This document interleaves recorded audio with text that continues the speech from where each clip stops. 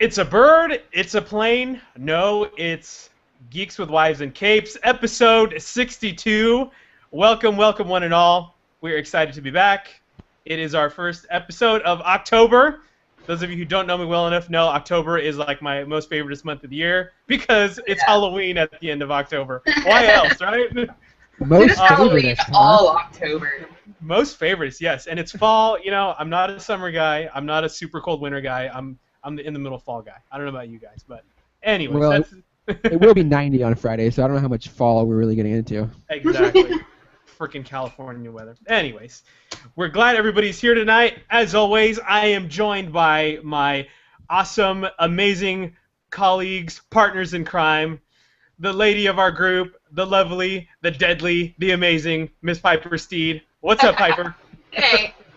See, folks, that right there is why Will took over hosting, because I could not even get that out of my mouth without stumbling over every single word. It all comes naturally. He's better at schmoozing with the ladies. You got a lot of practice with that. Better looking, too. Hey, take it easy there. Watch where you're throwing that around.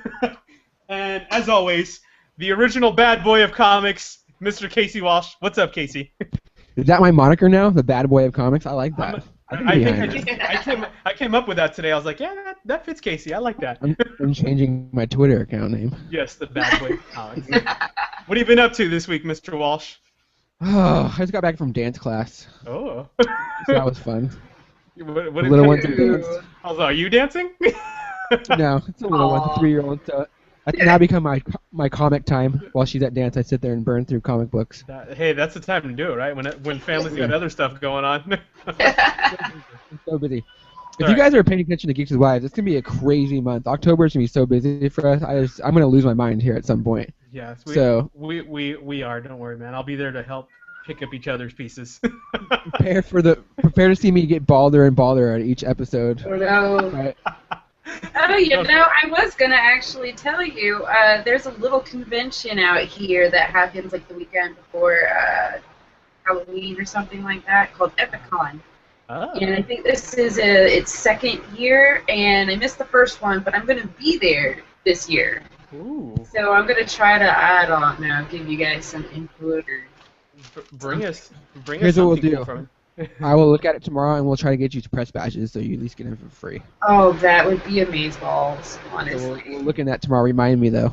I've earned me a half-off discount. Yeah, that's true. We should... I was just trying to promote Epicon for a split second since I was on the air. I didn't mean for it to turn into that. Oh, no, don't worry, friend. Don't worry. Conversational. Yes, this is how we do here. We keep it light and fresh, people. Try not to get too serious. Oh, we do. Yes. Well, so let me introduce our awesome guest tonight. We are joined by one of the great musicians of our time. He's worked with everybody from Barry McCreary, little stint on Johnny Carson. He's been in a little band you might have heard of called Oingo Boingo. I'm sure you definitely hear around them around Halloween. You know, they got some cool song about a dead guy walking. Ladies and gentlemen, Mr. Johnny Vatos. Johnny, how you doing tonight, man? I'm doing great, thanks. Doing great. I'm going for that Steven Segal look tonight. What do you think? Listen here, buddy. Yeah. Ethan's told us all about Steven Segal. Yeah. And Kelly LeBrock. Yes. Don't talk about Segal unless you want to get chopped. All right. You want to get a roundhouse kick to the throat, buddy. That's right. No, everything's good. I just we had a rehearsal today for our shows coming up. The band sounding really good. It's always tight, and it's a lot of fun, man. It's that time of year. And you're a little bit Irish, during St. Patrick's Day, or you're a little bit crazy Johnny Vatos during Halloween. You're gonna have a voice for the season. Exactly, man. That's like me, man. We get along just great. I try to come up with voices for everything. Try to come up with voices for dinner on Tuesday, but whatever. So Johnny, you've done a lot in your musical career. Talk to us about we in the geek world like to call it your origin story. Tell us how you got started in this industry. The origin story is middle school instrumental band. My cousins, an accordion big band when I was 15, and kind of a jazz big band geek. Even though all my friends were into rock and roll, and I started playing pitch shows and shows. I went on a USO tour when I was 17. Wow. Which was really bizarre to be that young in a war zone. I don't know why my mom did that. And then She didn't love you, that's why. Yeah, thanks, Mom. Whatever you do, you're gonna have to leave, son. Okay. But so I've done all kinds of like pitch shows, and in the '70s I worked with Helen Reddy. I was her drummer for a while. I played on the Midnight Special, Doug Kirshner's rock concert, and all that kind of stuff. In the '80s, I ran into Steve and Danny. They were doing a little movie called The Forbidden Zone, and they hired me as a studio drummer. And then one day, about 6 weeks later, they saw me playing this rock and roll show, and they go, "Oh, we'd really love to have that drummer." So they hired me, and then they go, "Oh, by the way, it's called the Mystic Knights of the Oingo Boingo, and you're gonna have to wear a monkey suit and play and a tuxedo, and you're gonna have to, It was just really absolutely nuts. It was a vaudeville act. We used to come out in monkey suits, switching jazz suits, play calypso music. We had an entire ballophone piece. Danny came out and danced with a sword, and got his head cut off. And we played a gamelan piece. It was insane. And then about a year and a half later, they go, "Oh, by the way, this funk group wants the name Mystic Knights, or if they pay us $750, they can take the name." Danny goes, "We're not paying nobody for no name," and we dropped it. And we became Oingo Boingo. Wow. And we left all the dinosaurs and all that stuff, and the people exploding and all the special effects. We left it all behind, and then the rest is just a band trying to fit, because we weren't like hardcore rockers with real long hair. We were all musicians, and we all could write, and it was just a whole other thing, So whenever I go on those rock and roll shows, like big promos with big radio stations, it'd be like the drummer from Whitesnake and the drummer from this, and they all had this huge mountain of hair, and I came in with my little mohawk, looking all. And then the guy in the monkey suit. Yeah, the guy in the monkey suit. I was totally looking all stupid. It was really fun. I enjoyed it. Be honest. How funky is that monkey suit smell? Oh, it smells, man. That little pink ass starts to sweat. It's nasty. They were nasty. But anything for show. Anything, man. Yeah. I can just imagine the bus driver opening the cargo bay and just passing out every time. How do actors do it? When they have to move into a swamp, go on in there and then look at the camera and say your line. I'm like, oh crap, I'm not going in there. It's called, they just take $1 million paycheck, $1 million paycheck, $1 million paycheck, $1 million paycheck. That's how they do it. That's how they do it. This is how they do it. Yeah, that's it. Right there. So you guys were true alternative rockers before that was even a genre, right? Yeah, we were always misplaced. It's always been its own unique kind of thing, which is really hard to sell, and you either really like the band or you think it's crappy. Right. You're right. So what was your impression the first time you met Danny Elfman? I really like Danny. He's a great performer, and I liked him. I still do like him. Yeah. Do you guys hang out a lot? No, not at all. Yeah. No, let me explain to you what money brings. Certain things, and it brings certain friends, and yeah. And I'm not wealthy. I'm very famous. Right. People all over the world know. Should I buy that guy a beer? They say that everywhere I go. I've seen that guy before. Should I buy him a beer? Yeah, should I buy him a beer? The answer is yes, people. Buy him a beer. Please. No. We just email once in a while. I went to go see him when he played those Tim Burton shows. Right. And no, he's really a focused, centered guy, and if he's working on something, he doesn't see anything else. He's just working. He's really good work at having blinders on. Yeah. Yeah, I mean, because like right now he's doing 3 movies. Yeah. Like that to me, I'd rather shoot myself in the foot and watch it heal. You know, it's like, can you imagine thinking about every orchestral note for 3 movies and be like, Yeah. you know, like, yeah. I can barely remember what's on my iPad. You know? And then having to work with guys like Tim Burton on top of it, that guy must just be Yeah. Newman. But you know, Tim Burton used to come down with David Newman and see the Mystic Knights of the Oingo Boingo. Really? That's how they met. They used to come down and hang out and check us out. Yeah. And I didn't know who they were. You know, Yeah. it's like the first time I met George Clooney. I didn't know who he was. Yeah. So Stupid. The worst thing I've ever done is snub that guy. so that's George Clooney. Yeah. So that's a good segue there, Johnny. Tell us about how you got involved with Dusk Till Dawn, George Clooney. Yeah. After snubbing the guy, you're like, Yeah. who's this clown? Well, you know, I was playing with Tito and Tarantula, and This guy did it again. and his friend Robert Rodriguez came in and saw the band. He goes, "Oh, I want that drummer to be in the movie." Okay, so I went down, and first day of shooting, Quentin Tarantino comes in and goes, John, we're finally in a movie together. I knew it, man. It's so cool." Because I've known him for a while when he was working at a video store. And then he goes, "Hey, George Clooney wants to meet you, man. He's a real fan." And I had never...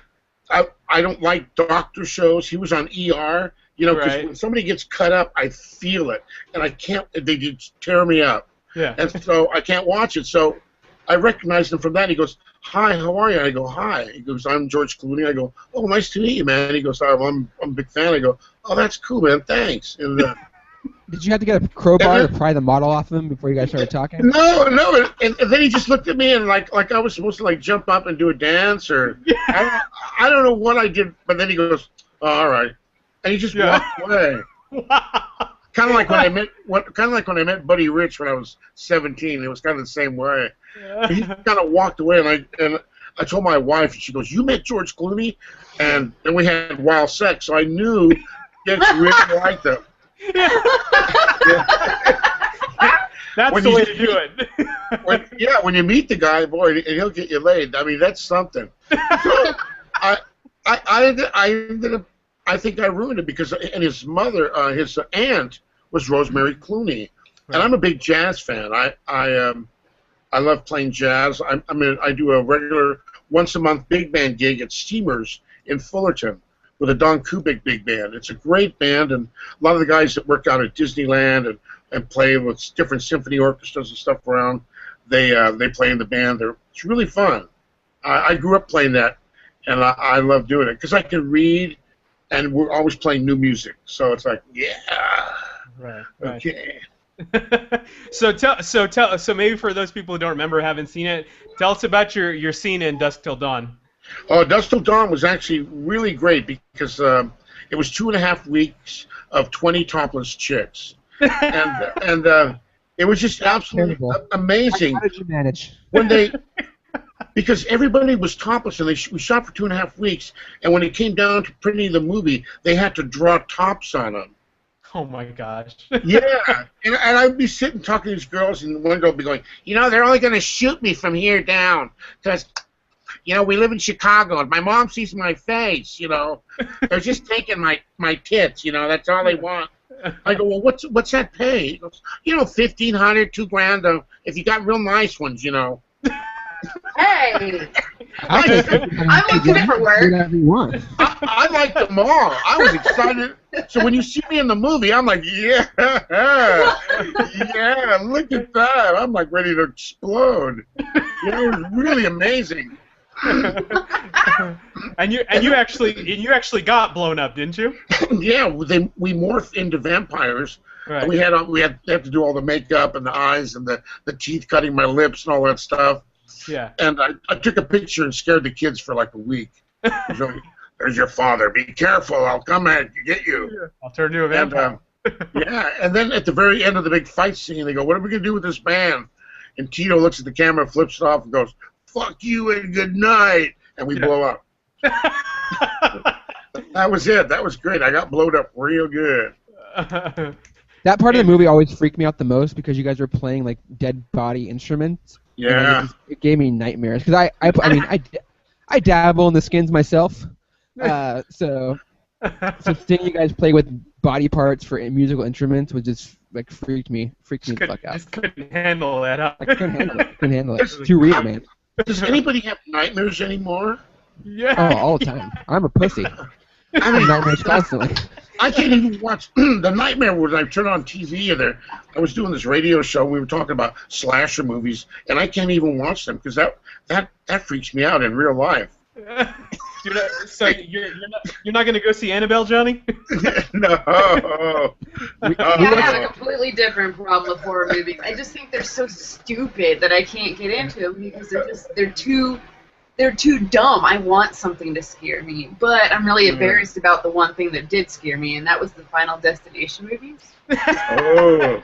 that Because those shit can happen. Yeah, because that shit's more believable than any of the other horror movies. So, man, for a good while, man, I was like eyeballing my shower, like, I need an adult. I stink, but I'm scared. Oh, why is that puddle? I'll never stand next to a train track. Oh no, yeah. I'll never stand next to a train track. Never, ever, ever. Final Destination. Now they kind of got stupid with this stuff, but at least the Final Destination, at least like #1. Yeah. That had me so freaking paranoid for a while. Was the train track the one where Stifler got like the sheet of metal through his body? Yeah. Cut off or whatever. Yeah. Oh, the worst. Yeah, that's great. That's awesome. I watch The Strain every Sunday, and I have to like watch something funny afterwards, or I will have like terrifying nightmares. You have to watch Frozen afterwards. Yeah, I'll be running from vampires all night long. So. That's all you, Johnny. Thanks for that. Yeah, there was a hotel in Kansas or somewhere where the skywalk fell from the hotel, and they had glass all the way around it, and shards of glass sliced people in half in the hotel. And I saw some of that footage, and I don't know if it's as good as the movies you were talking about right now, but that scared the hell out of me. So every time we went there, Steve Bartek, our guitar player, would call it the Shards of Glass Hotel. True story. That's creepy. Hey, Johnny, I was told to ask you about your time on Weird Science and something that happened with one of the actresses. Well, you know, seems like about 100 pounds ago. Yeah. We were doing this thing, and well, Kelly LeBrock was really looking absolutely amazing, and she was by coincidence, the guy that was doing the makeup for the shoot was a guy I went to school with, and he was the makeup artist. So I went in there when she was doing her makeup, and she bent over and had it pointing right at me, you know, and I'm like, you know, I chickened out. I should have reached for it and gone for it, but I didn't go for it. And we kept hanging out and talking, and next thing you know, she goes, "You want to come see my car?" And I go, "All right." So she takes me in her brand new Porsche, and she's driving around Hollywood like at 90 miles an hour in second gear, and it's like, you know, and I don't know, I didn't jump to the occasion. I'm like, okay, you know, that Boy Scout Catholic thing kind of took over, and fear of death, the way she was driving. And she goes, "You want to drive the car?" And I'm like, no, that's okay. Yeah. She took me back, and we went and shot the rest of the video, and I ran like a puppy. Boy, but it was that was really that was a good moment. And I didn't rise. Totally banged Kelly LeBrock. I didn't rise to the occasion. Yeah, I could have taken her from Steven Segal. That's I was going to kick to Robert Downey Jr. molesting you story. Oh boy, that's too much, man. That's awesome. Iron Man touched me. Yeah. Dark time. Touched by the Stark. Touched my arc reactor. Hey, Johnny. So you've done a couple of the Hollywood concerts with Barry McCreary for Battlestar Galactica, correct? Yeah, that was absolutely amazing. That was a real fun time.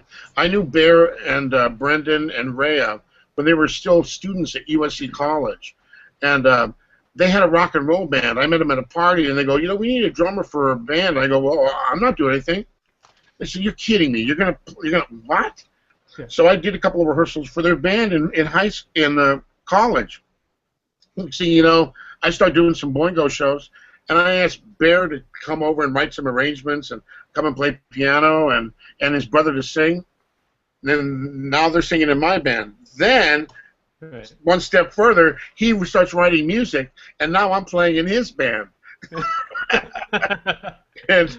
And so he wrote all this great stuff for Battlestar Galactica, and he decided to do an orchestra to take it out on the road because he had been around the Boingo dance party, and he saw what it takes to produce and get out on the road and all that. So he did a real adventuresome thing and put that together, and it was really great. We had 3 taiko drummers, and DW made me this great drum set to cut through the taiko drums. Mm-hmm. And it was just so much fun. It was great. I love the whole concept of freedom of space and that new frontier to create your own language and create your own harmonic sequence and vibration. And it's really cool.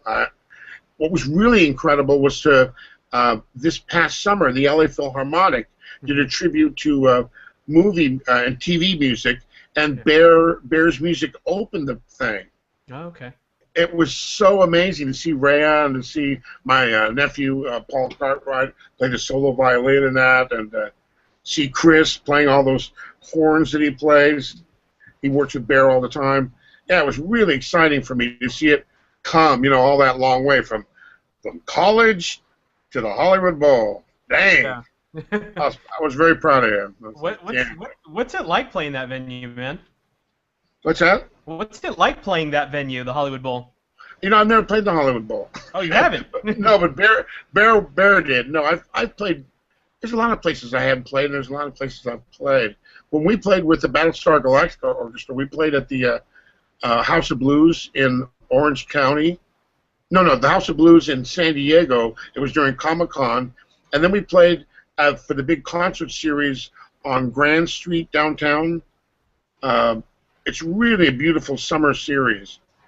It's absolutely really cool. And it's outside, and there's probably some YouTube on it. Yeah. That was a cool time. So those kind of venues, you play with them. Yeah, for sure. I just got to jump in. Piper looks like Absalom, the caterpillar from Alice in Wonderland, smoking her electronic cigarette over there. With her pink hair? Can't get over it. Yeah. But I have the hair of the Cheshire Cat. Yes.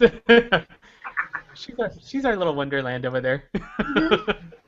So guys, our friends over at Combat Radio wanted me to talk about something that they do every year for Christmas. They do some really awesome stuff for charity every year. It's called the Combat Radio Christmas. Every year they basically provide Christmas for about 300 or so kids that are in shelters who wouldn't otherwise get a chance to have Christmas. It's a really cool event. Every year they have, I think last year they had about 50 cosplayers, just people for the kids to interact with and just have a good time and just kind of forget about the situations they're in sometimes. One of the things that Combat Radio is doing to kind of help raise funds for that and really amp that up is they have made an album that was contributed by a lot of different musicians and artists that they get to work with on their show on a regular basis. And I think Johnny has provided some stuff for that album. What did you get to do for that, Johnny? Well, I used to play in this band called Sid, and I wrote this song called Blast of Love. It's a blast of love to the universe, it's a blast of love back to you. It's a blues tune. It's kind of grungy with outrageous guitar solo. I gave him that, and also I did this other tune called Neighbor. Yeah. And it was on the Varios Artistas album back in the mid '90s. And so it was just kind of sitting around. It's don't be afraid, I'm your neighbor. Just relax, chill out, man. I live next door. Yeah. I shoot a blast of love every Saturday night. That's right, man. I'm gonna blast the love after I'm done with this. What are you talking about? Nice. Oh man, we're getting in trouble again. I know, man. You know, we're gonna keep getting those notifications from the boss, Casey. It's a problem. You missed last week. I went off the rails. Oh. I heard. So Johnny, who do you know who else has worked on the album? Well, you know, we have some tracks from John Avila actually donated a couple of tracks with his daughter Lila, who's a great jazz kind of blues singer, and John Avila is an incredible producer and singer himself. Right. So, yeah, they were able to contribute some stuff. There was a couple other people in the band, but it was starting to get like a double album. Yeah. Because they're gonna go double platinum on that. There you go, man. But it's really cool that you can download it, pick it up. Yeah, and definitely. it really helps. Yeah, definitely check that out, guys. You know, they're raising funds and donations for that huge event. You know, so if you want to check that out, go to GoFundMe.com/A Combat Radio Christmas. And if you guys want to check out the album that Johnny's worked on a little bit, you can check out Combat Radio's Facebook. It's Facebook.com/Combat Radio. Johnny, tell us. Go ahead. And you can see the Great Boingo Dance Party, which is October 25th at the Canyon Club, and the seats are going fast. But it was a great show last year, and it was almost sold out. So it's just getting there again. But it's the band sounds really great, and I get as many boingos as I can together, and then fill it up and kick it in the butt. Yeah. And is the monkey suit coming out for that? Pardon me? Is the monkey suit coming out for that? No, but I'm thinking about it. So that's October 25th, and then Halloween night I'm at the Coach House with the Boingo Dance Party band, which is November, which is 31st, Friday night. So that should be really cool. That's another. So we're hitting two major places outside of LA. Agora, which is north, where all the hip people live up there, and then down in Orange County, where all the other hip people live, and then all the people that are stuck in traffic, like me and everybody else. We live in the middle. The joys of LA, right? By hip people, you mean rich and out of touch, right? That's exactly what I mean. Okay, Casey knows what's up. That's awesome. Well, cool, man. Thank you. So, guys, check that out. Johnny, if it's cool, we're gonna talk comics. Do you want to talk comics with us? Oh, I'm not really that. I'm not up on all that. I'll just make really stupid ass mistakes, and there's another letter for you right there. I'll make stupid jerk mistakes. Like you guys watch this stuff? What is that? That's cool, man. Anyway, that's cool. And Miss Piper, I really like that lip ring there. Oh, that's kind of cool. I don't know how you can blow up a balloon, or I tell my daughter she should get a little whistle for her tongue, little tongue stud, so she can go like, "Hey, Daddy, how's your tongue, good? Take out of it." That is the last thing I would ask my daughter to do. That's right. John, what are you doing here, buddy? My daughter's like 27, and I play with her grandson, and her husband's a 6'4" Marine, so I can pretty much say everything I want. Yeah. Mine's only 3, so she's got a while. Yeah. Although if she was a 3-year-old and came home with a lip stud, I might laugh for 10 seconds. And Oh, God. How cool, though. Enjoy, man. They get big so quick. It's just 3. That's really good. That's a good time. Yeah, she's a little monster. It's fun. When my daughter was about 3.5, I was playing with her, and I go, one day you're going to grow up and you're going to be a chick. Yeah. And she looked at me like, no, I want to be Daddy's girl. I don't want to be a chick. And my wife is sitting there going, don't tell her that. I go, honey, it's a joke. It's a joke, honey. Take it easy. She was just right at that age where she was, wearing my gloves and running around in my shoes. Yeah. Well, mine just wants to be Batman, so. There you go. At least At least yours wants to stay your kid forever. Mine wants nothing to do with me. Oh, that's not true. Oh, it's true. Jeez. Well, all right, guys. Let's do some comics talk. Who wants to go first? Piper or Casey? Maybe I should, because my stack is massive. Talk to us, man. What's your Okay. I'll go real fast. Yeah, take Okay, so a lot of number ones came out this week. A lot of kind of big issues came out this week. Marvel is really ramping up. Hey, do you want to save Thor for the end so we can talk about it together? Oh, sure, we can do that. Let me set it aside here. There you go, Thor. Stay over there. Yeah. All right. So first up is going to be Gotham Academy, number 1. And John, this one might be a good for your granddaughter. Go on. So it's a weird book. I had this issue with DC and just like indoctrinating everyone with Batman constantly. Like, really, you can't get over how much you guys love Batman and how much he just sells everything for you. So I'm not really sure what this book is. I mean, technically, it's about 2 girls at a distinguished academy in Gotham City. It's very cute. It's very charming. The artwork is gorgeous. It reminds me of very like clean, very like together anime style artwork. I'm trying to find a good page, a good example. It's really nice. Kind of straightforward story. Like I said, I don't really understand the whole like concept behind it yet. I didn't really check into it a lot, but it's basically about 2 young girls who are kind of hanging out in this Gotham Academy and kind of discovering themselves and the academy itself. And of course, in Gotham, everything has secrets, so there's some mysterious thing happening in the academy, and they're gonna find it out. So it was fine. It's fun. It's not something it's not my thing, so it's not something I'll pick up regular. Will someone kill that damn cat? It's gonna drive me crazy.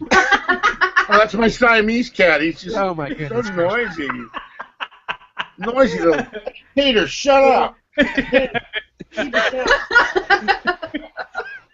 You know, yes. I'm just kidding. I was giving you a hard time. No, Sorry, he Johnny. annoys the hell out of me. Mine's around here somewhere. I'm surprised you're not making much of noise. So I mean, it's cute, it's charming, like I said, it's very geared towards females, which is nice. It's a perfect book for my daughter when she starts reading. Like, I'm totally gonna save it for her for like when they're in like that first age when they start discovering reading and comics and all that stuff. So it's perfect for that. I just really don't know. Like, the average comic book purchaser is like my age, a 30-year-old male. So I don't really know. Like, I understand that they're trying to get girls involved, but even like Piper, I don't think this would be a book for you. I don't like it's just not. It's not very adult. It's very like teen oriented, very like preteen.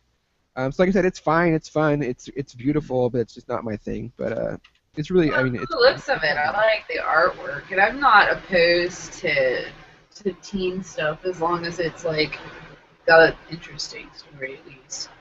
Yeah, I mean, I watch cartoons still. Damn it. I know, me too. My wife yells me all the time. Like, you're really watching Spider-Man? Like, come on, the show's for 10-year-olds. Yes, I am. So I'm watching Spider-Man. what? Fuck you. It's got Venom in it this week. Come on now. What's wrong? Doctor Strange was last week. What's wrong with that bitch? So I mean, it's really nice. Like I said, yeah, it's gorgeous. It seems like it has a good story beginning. I'm just kind of like over the whole like Batman's fucking everywhere now. It's literally everywhere. I cannot step outside of my house without being like hit with a batarang. So like, it's wearing on me, and luckily I have plenty of other comics to read, so I'm not gonna let it bother me too much. But if you're looking for something that's like Batman oriented but doesn't have Batman in it, and it's about young teens, that's a book for you. It's good. It's fine. Also out this week was a book that I really just don't know what to think about. It's Bucky Barnes, The Winter Soldier #1. Yeah.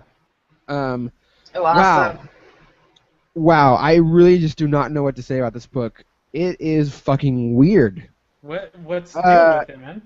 The premise, okay, so at the end of Original Sin, basically you found out that that Nick Fury has been going around assassinating people throughout the universe to kind of like preemptively stop them from attacking Earth.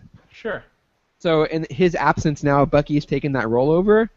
Okay. But this I mean, maybe it's just me and I'm dumb, and it's totally probably the case. Like, I'm not a very smart guy, so it's probably just me and I'm just dumb. But I just couldn't follow it. Like, I did not understand what was going on. Like, I couldn't follow it. I understood what they were doing, but like they jumped from like scene to scene to scene really quickly. The art is crazy, insane, and the layouts are crazy, insane. So it makes it really, really hard to follow. Like, look at this fucking page. Like, look at this. Yeah. Look at that. Can you understand? Can you tell me anything that's going on there? Wait, hold it still. Yeah. It's like don't get me wrong, it's beautiful, it's psychedelic, it's very like crazy and out there and totally out of the ordinary, but it's very hard to follow and it's very disjointed.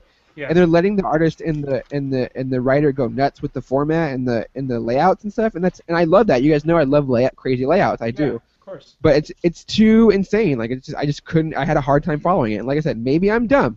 So if I'm dumb and you guys love the book, please let me know. But I felt that it needs a little bit more structure and needs a little bit more like reeling in, like kind of like, okay, we get it, you guys are crazy, like, I'll kind of take it back a little bit. Yeah. So I don't know, it's fine. Maybe it's not. I don't think it's something I'd recommend for like new readers. Like if you're deep into Marvel like comic books and you have been reading them for a long time and you're looking for something new and different, then it may be something you want to check out because it's definitely something different.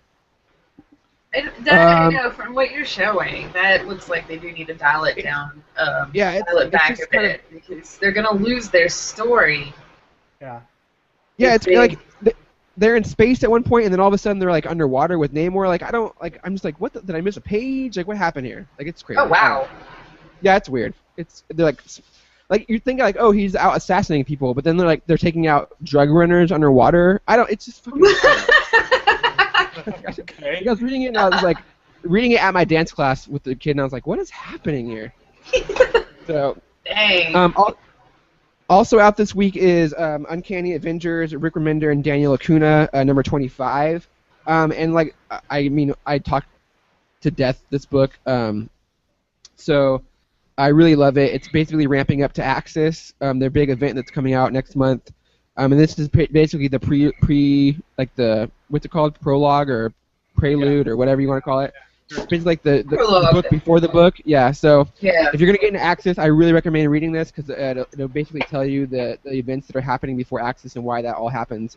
And Axis is really kind of gonna be an interesting story because from what I gather, what's gonna happen is the Red Skull has like Xavier's brain in his brain, so he's gonna like.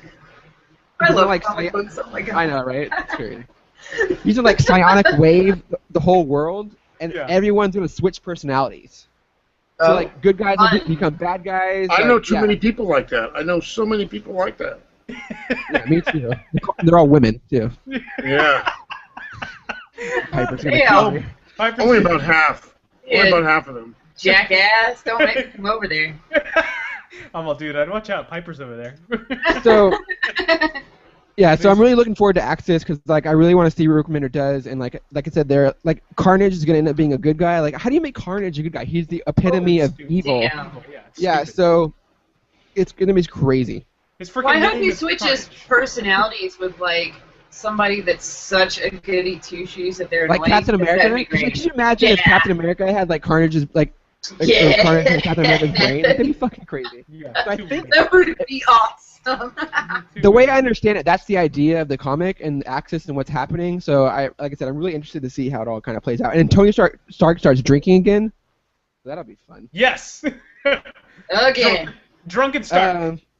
I also read Thor #1. We can talk about that later. There's some stuff I didn't read, but I do want to talk about. Death of Wolverine #3 out this week. Get that if you guys are. Ramping up that. He still ain't dead yet? Nope. One more issue. One more issue. One more issue. And then like 5 follow-up issues. Jeez. I love that Johnny's showing pictures of himself. Johnny, you look like a boss there.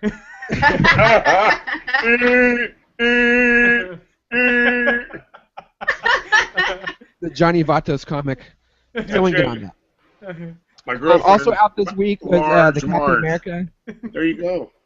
Number 25, which kind of reveals Falcon as Captain America and how that happens. And I haven't read it yet, so I don't know. I'm kind of excited for that. Okay. A lot. Yeah, it looked good. Like I'm usually a step behind. I'm usually quite a few comics behind, unfortunately, because money. Yeah. Yeah, I'm really interested to see how that goes because like I think I really like I said, I really like when characters kind of switch it up and they kind of just turn everything around, because I've been reading comics so long that like reading 150 Captain America stories like gets a little fucking tired. So give someone else a shot at him. Like I really love when Bucky was Captain America, so it'll be fine. It'll be fine. I'm really excited for Falcon. I think he's a very logical and cool choice. Yeah, very cool. Yeah, I dig his costume too. Yes. Piper Steed. What'd you read, Piper Steed? I've recently fallen in love with the Rat Queens. It's a Image comic, and good. my god, they are amazing. It's a very lewd comic, but what I like is that you have a cast of a lot of female characters, but and they kind of, some of them kind of act kind of, I don't know, loose or whatever you want to say, but it's weird because it doesn't strip them of any dignity. Mm-hmm. They're not drawn very lewd at all, and they have really compelling stories and backstories. They just, personality-wise, they're just chicks that don't give a fuck about acting ladylike and crap like that, and I love it. Nice. I so love it. It's like if one of my D&D games that I led had the, genders reversed. Mm-hmm. Yeah, as I say, it's like a comic book, but like a D&D game, right? Yes, Yeah. that's what it definitely has that feel. It's pretty freaking awesome. I'm in love. I'm in love enough that I kind of actually want some money to buy some Rat Queen swag. Like, that's how much I love it. I also started reading Saga. It's also an Image comic. You're gonna love that book. Huh? You're gonna love it. You're gonna love it. Yes. Oh, I am. I am so loving it. At first, I haven't finished volume 1 because I actually just started reading it today while I was waiting for my hair to finish doing its thing. And at first, I wasn't 100% sure because I was almost lost, I would say. But it wasn't that hard to get my bearings and go, okay, I get what's going on. And I am definitely in love. And I love the art style of both of those comics, by the way. I would say since Saga's been out for a while, I could probably talk about it slightly more in depth.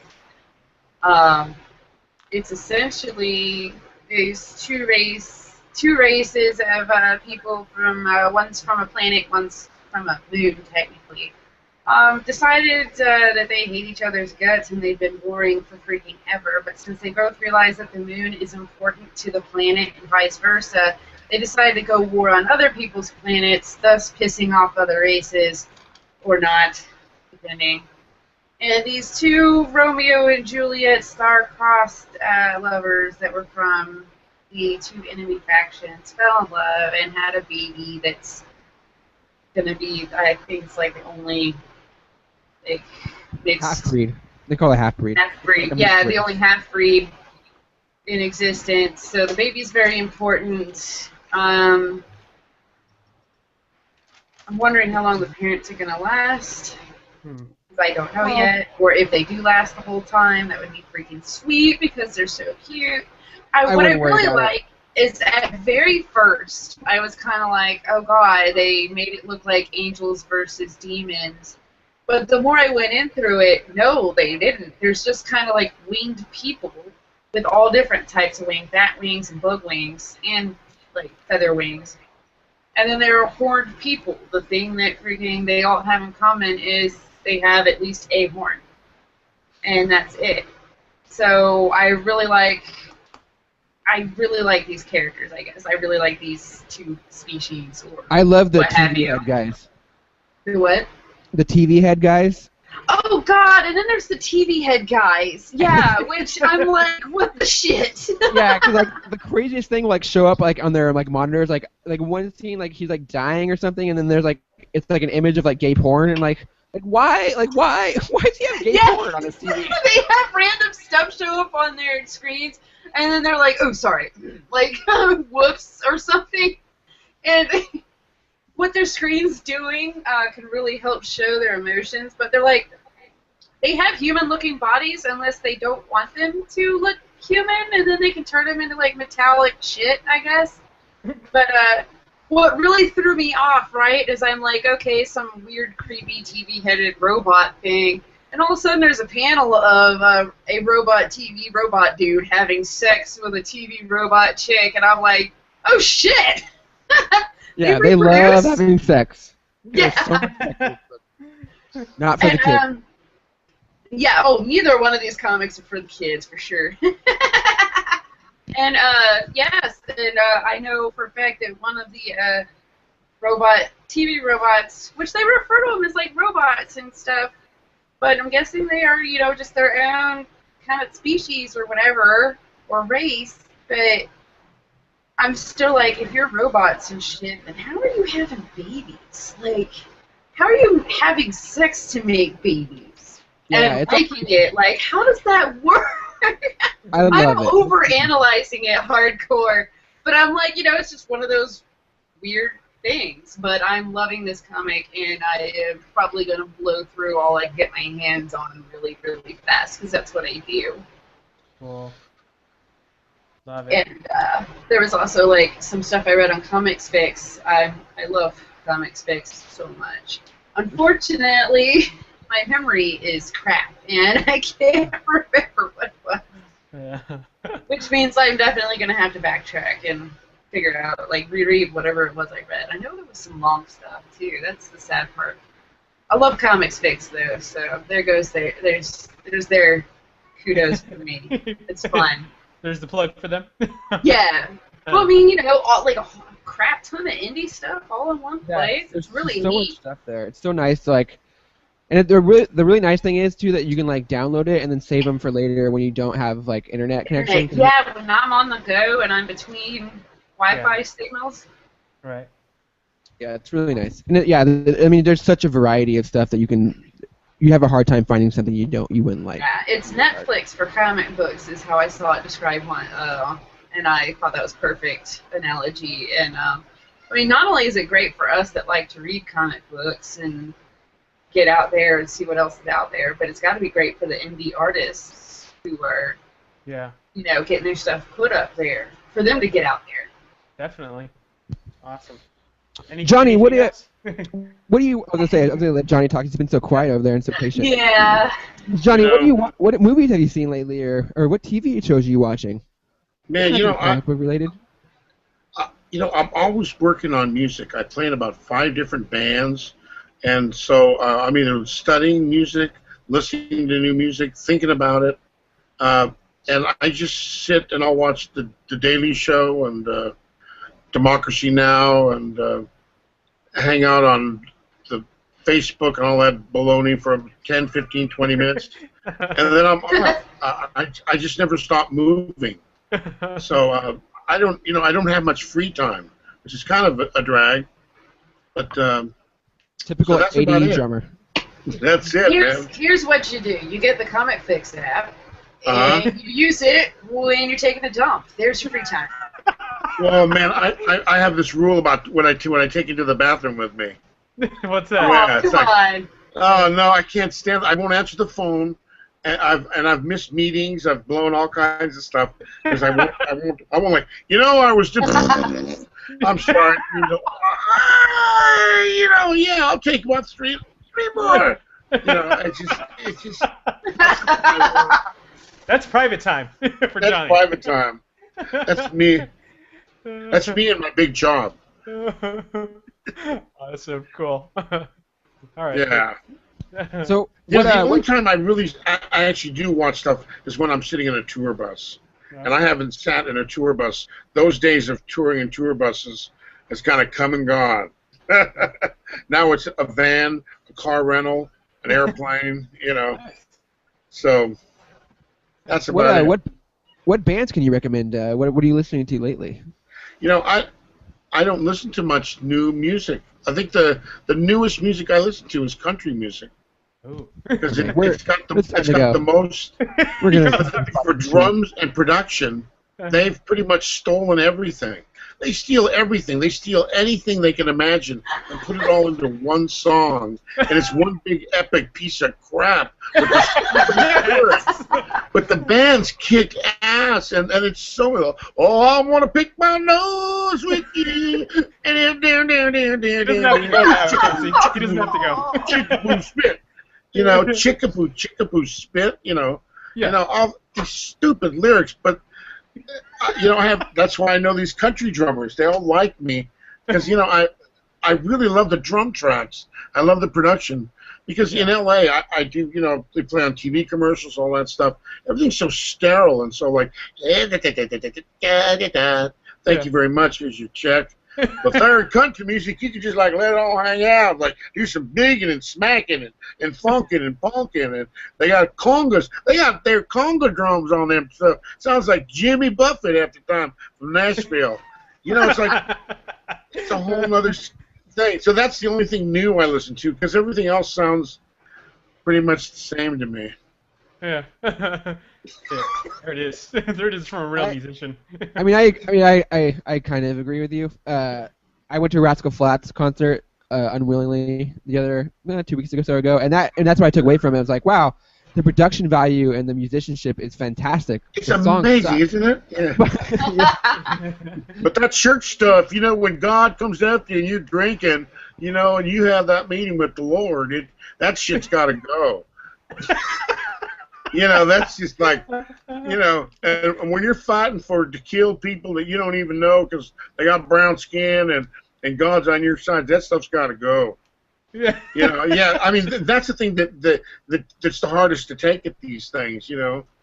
Because, they're country, drinking, wife swapping, religious preacher, banging, crazy stuff, man. You ever know any preachers' kids? Oh my God, they're a riot to hang out with. They can get away with all kinds of stuff, and they're the nastiest, fightingest kind of cool people to hang out with. I can get behind 2 out of 3 of those things. I'll tell you, buddy. I think we're gonna get anyway, so that's what I've been thinking while you've been talking about all these colors and when you started talking about insects having sex. Now I like that. I like that. Johnny was intrigued.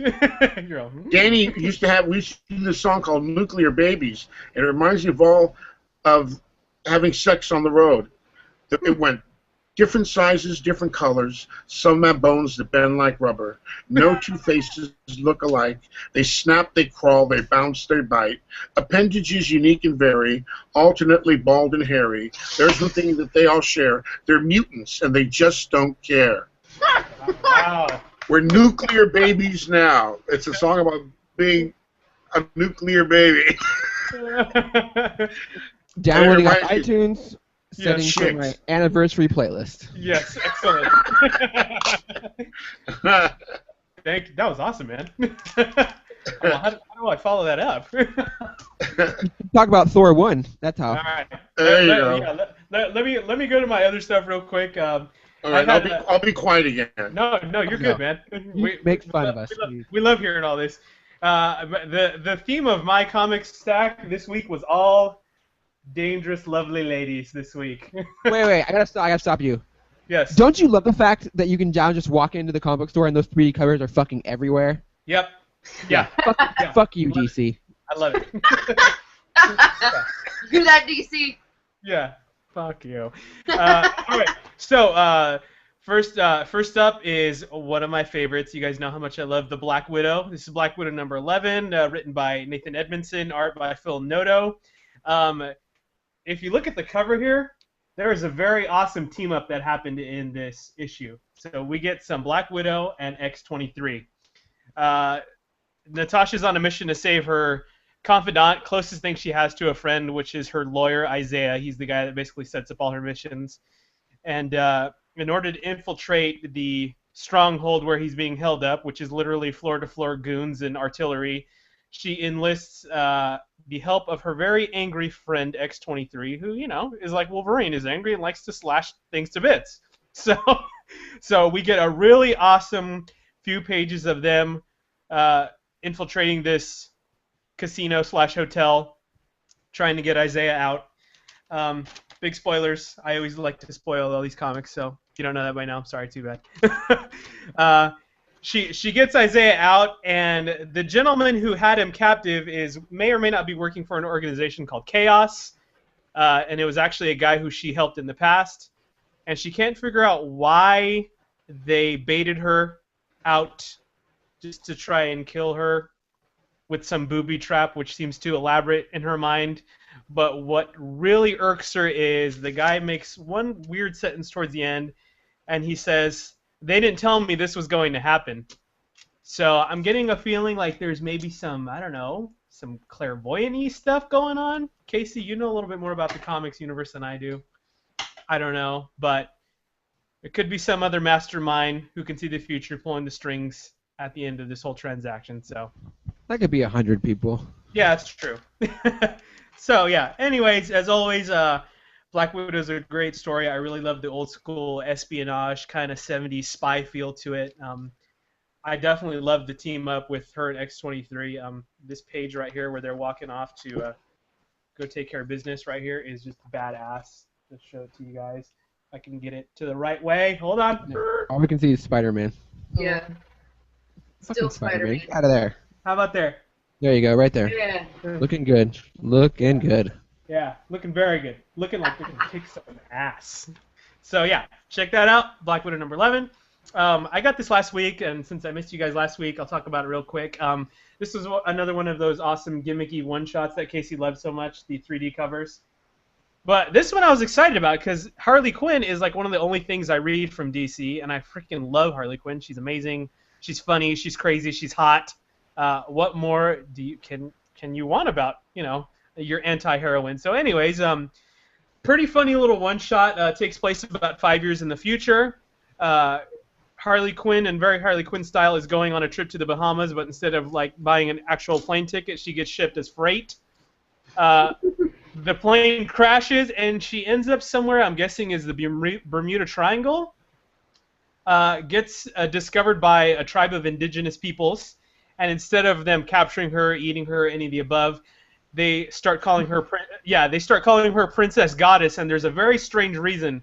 She, a couple days later, gets taken to their God King, and it's none other than the Clown Prince himself, the Joker. Spoiler alert! Oh, Yes. Man, I'm going to read it now. Yes. So in very Harley Quinn and Joker fashion, they have a little makeout session, and then they have a slap fight. And why have you been gone? Why did you do this? Some craziness ensues. There's an attempted sacrifice to the god in the volcano by the people, and there's a very interesting cameo by we'll just say an Aquatic Justice League member at the end. So, so yeah, Harley Quinn. I can't say enough about Harley Quinn. I love her. Yeah, I love the cover. It's her and Joker, in swimwear, and then you kind of turn it, and it's them in wedding dress attire. So You should do a gender swap Harley Quinn cosplay. Ooh, who's gonna be my Joker? Me? Yes. Except for the fact that we can't be at the same convention. She's already got the plan for it. Somebody's got to get me some tickets. Yes, he'd be awesome. So that's that. Let's talk about what everybody has been talking about for a while. This week, Marvel finally released the new Thor #1, and we just said Thor, not Lady Thor, because Thor happens to be a lady. Yes. It's still the Thor with boobs. I need something to differentiate that we're not talking about my future husband. All right. Oh man, he is so sad in this book. Oh, I can't pick up my hammer. Such a crybaby. Well, that Get over yourself. You know what though, the man? whole future husband thing. That panel where he's like just kind of like looking at his hammer and talking to it and being like, "Please, Mjolnir," that was like so heartbreaking to me. I know, he's You know so what I mean? sad. He's been on the moon for like weeks trying to pick up his hammer, right? Yeah, everyone's like surrounding him. They're like, "This guy's fucking crazy. He's They're fucking like, lost his shit." He's lost his damn mind. Refrigerator. Casey, what exactly happened? Explain to us what happened in the events of Original Sin that caused Thor to become unworthy. For those They of us who didn't didn't really. read it. I mean, we don't know technically. Like, all that happens is like he's fighting Nick Fury. He's like got Nick Fury like in his crosshairs, about to like take him out, and Nick Fury just whispers something to him, and then the hammer drops out of his hand and falls to the moon, and then he can't pick it up anymore. So we don't. I mean, no one knows what happened. I don't know what you could say to a person to make them unworthy, and then everyone else around them unworthy, because no one can pick it up. Like, not even Odin can pick it up. Nobody can. So I don't know. It's all very strange. But there's two major events that happen in this book. Yeah. Two major ones. One I'm not going to spoil because, well, I guess it doesn't really matter. But if you've been reading Thor, you know that he's at some point he loses his arm. Yeah. Well, you find out why in this Yeah. book and how it happens, which is a very cool scene. Right. And then at the very like last 3 panels or whatever, we get to see Lady Thor. We don't know who she is. I'm gonna throw something out there, and I think it's Freya. I think so too. Because it kind of like she kind of like does that like wink to the panel like, I'm gonna go pick up the hammer, everybody. There was that exchange between her and Odin where he said basically said you should remember your place, and she goes, "Oh, trust me, kind of, I know where my place is." So I'm on the same line as you, man. I think it's her. Yeah, the book is totally worth it just for the last shot alone. Yeah. But it's definitely something I'm very into now, and we'll start reading regularly. Yeah, I definitely think it's way too early for even the people who were, whining about it, about how they didn't like the fact that Thor was now a woman or whatever, to really make a good judgment, because we really were still playing kind of catch up to after what happened, in Original Sin, and how we're kind of get to that point, because we really only see her in the last page. So we just got we just got a little teaser of it almost. Don't go in thinking like it's all going to be about her, because she's literally there for like 1 page. Yeah. That's cool. Yeah. No, it's just like the TV shows. Give them more than 1 episode to establish everything and get started. Yeah, I really love Malekith though, so I really like that he's kind of the villain in this whole thing, and then the Frost Giants are back, so it's very like come full circle. All of the classic villains are there, and then now there's this new like ripple in the universe, and how are they going to play on that, and how's Odin going to play on that, how's Freya going to play on that, what's Thor going to do without an arm? It's all very crazy. Yeah, it is, but I don't know. It looks interesting. I'm intrigued, so I'll definitely give it a couple issues to check it out and really decide if I want to keep up with it. Yeah, I mean, I really like the character design. I really love the art. The art style is amazing. The art in Thor has always been amazing. So that's, I mean, just for the art alone, it's something worth picking up. And like I said, I think it's fun when they kind of shake that shit up, because we've been reading it for so long. It's nice to kind of have them come in and like throw off all the checkers on the board and like start over. So that was a terrible analogy. That's all right, man. We know what you're trying to say. Well, we're getting close to time. Is there anything really pressing news-wise we'd like to talk about this week? No. I mean, what's his name's not going to be Doctor Strange. I don't remember what we're talking about. Joaquin Phoenix will not be Doctor Strange. Yeah. They're pretty much starting over, and the whole casting thing. Ethan Hawke sounds like he may want to do rumored, it. Yeah. Which would be, I think, a good choice. I still think Jared Leto would be a good choice. I don't know.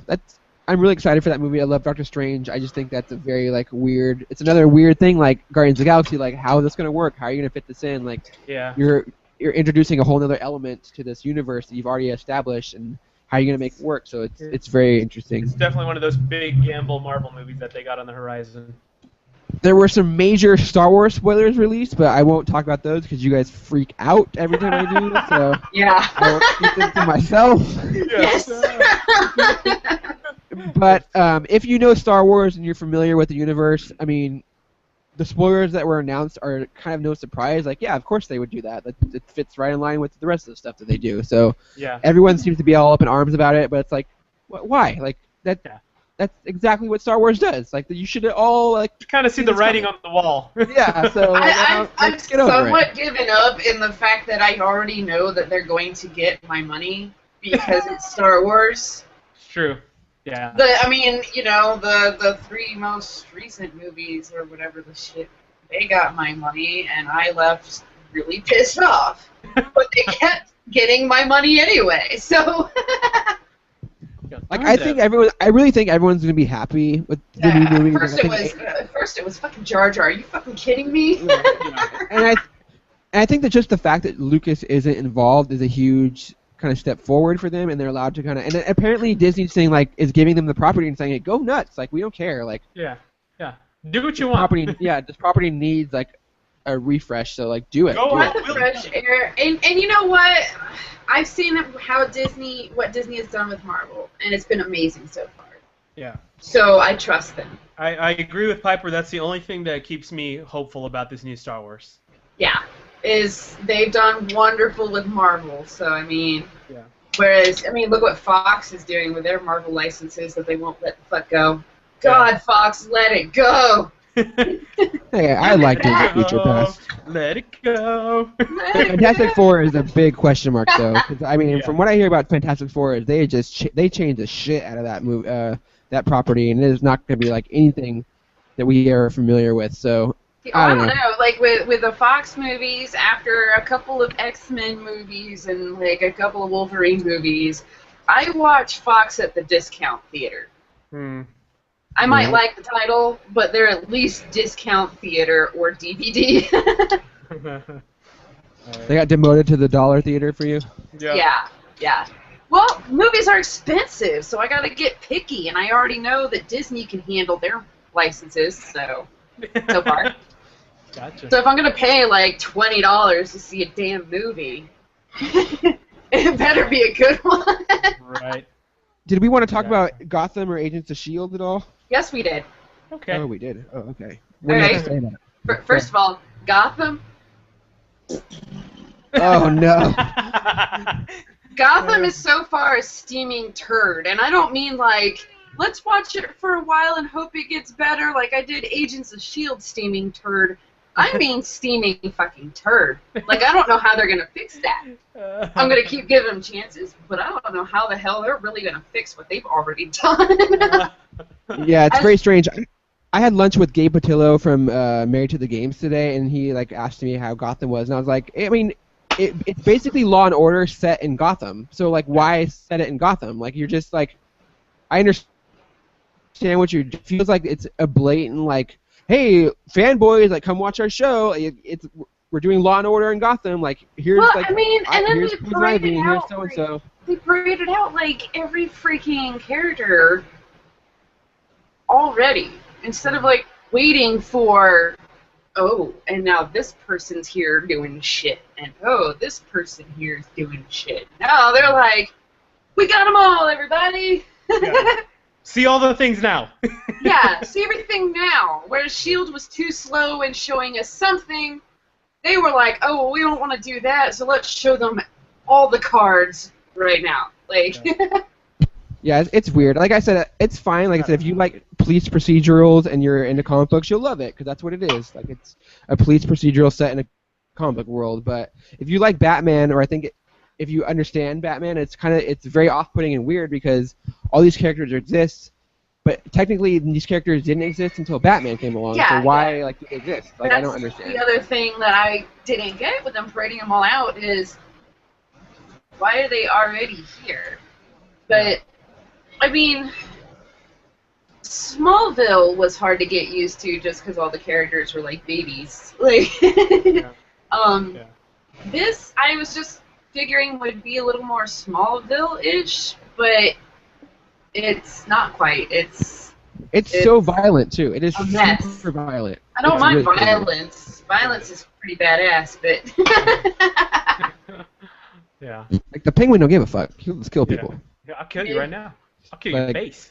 Break bottles and stab people in trucks. It's just insane. I mean, like I said, if you're into Law and Order and you like Batman, you'll love it because that's what it is. It's Law just and Order some of these and Batman. characters, their origin stories shouldn't have even started yet. Yeah. Yeah, it's like how is Edward Nygma like the same age as as Jim Gordon, or like how are they like he's the same age as Batman? Like it's just weird. I don't know. Yeah, I don't get why they're premiering. I always try to take things other than Agents of S.H.I.E.L.D., which at least is tying into the Marvel movieverse. Yeah. I don't know what to tie Gotham in with, so it just leaves me kind of what the hell is going on? Yeah. But I want to talk about Agents of S.H.I.E.L.D. Okay, real quick because we're running low on time. So let's Yeah, no. What do we got? What did you think about Shield, Piper? Oh, still loving it. The second season is definitely, they know what they're doing at this point. It's getting really badass. I more or less, have any of you watched it? Mm-hmm. Oh yeah, definitely. You watched the second episode? Yeah, for sure. Okay. How many of you are really wary about watching the next episode because of feels? Oh, yeah. Or am I the only... I was going to say, I can't be the only one that's like, you've got to be shitting me. I don't know if I can handle this. Well, see, I usually watch it with my girlfriend, but I watched it early because I knew we'd talk about it, and the first thing... I didn't tell her what happened, but I texted her, I'm like, you're not going to like what we see for the trailer next week. Because I'm like, what the heck, dude? Okay, well, I have to ask you, you read The Bitter March, right? The Winter Soldier, The Bitter March? I read not all of it. I read quite a bit of it. Yeah. I can't think of his name. I think it's the Drain. I think that's his name, is the Drain.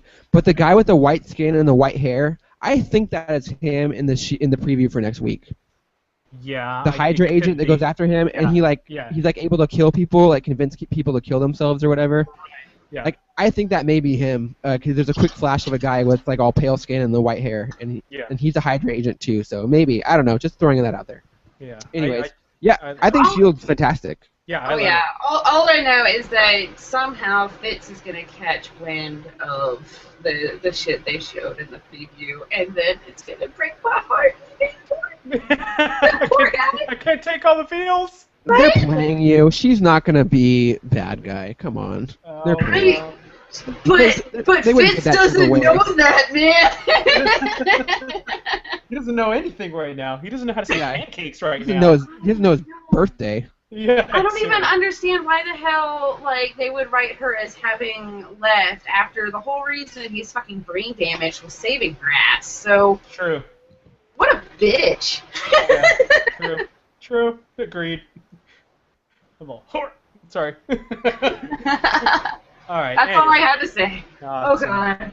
Well, I'm not ready. Guys. Let's wrap this show up. Let's wrap it up. We're gonna do a quick final thought.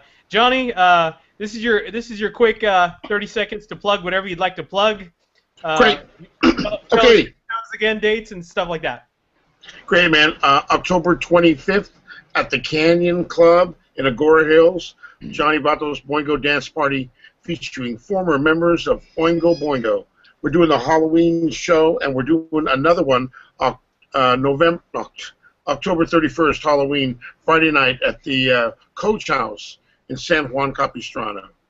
And it's going to be ripping. The band's on fire, and if you ever liked Oingo Boingo or never seen it, this is the way it should be done.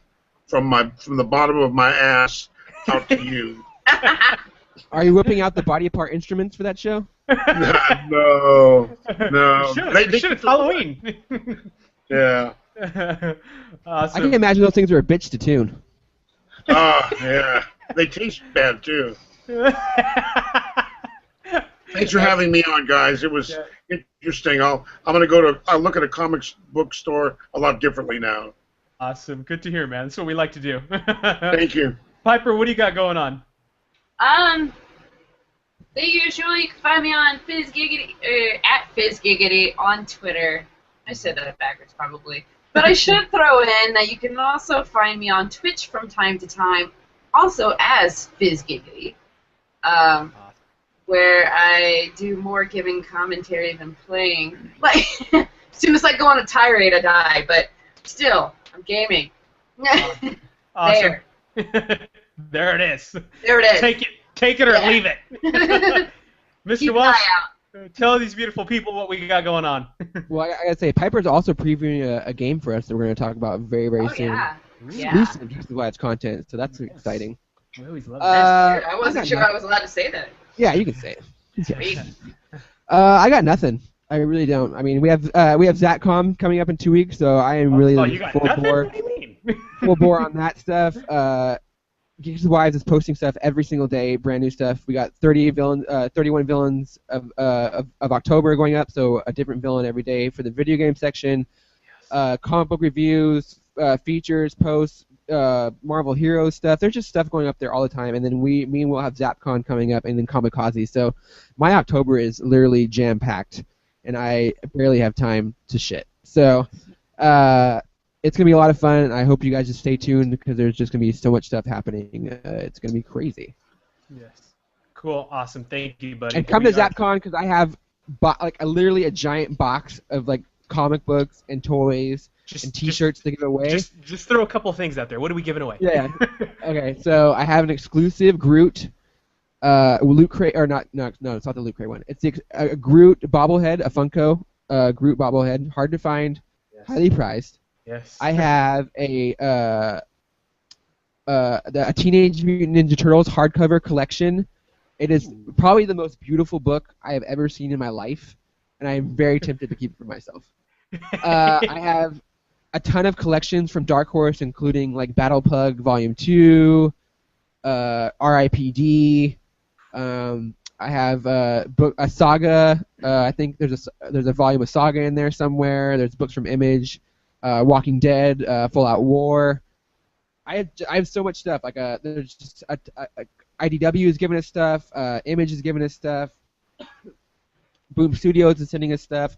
Valiant sent me every volume 1 of every single comic they have. So if you haven't read anything about Volume, I got you covered. You'll know everything about X-Men Man of War, Harbinger. Shit, I can't even talk now. Quantum of Woody, all that stuff. So, no problem. If you can't figure it out, we got a lot of stuff we're going to be giving away. So come check out ZapCon. It's going to be amazing. Yours truly, on top of hosting our super awesome panel of greatness, is going to be hosting the first annual ZapCon cosplay contest.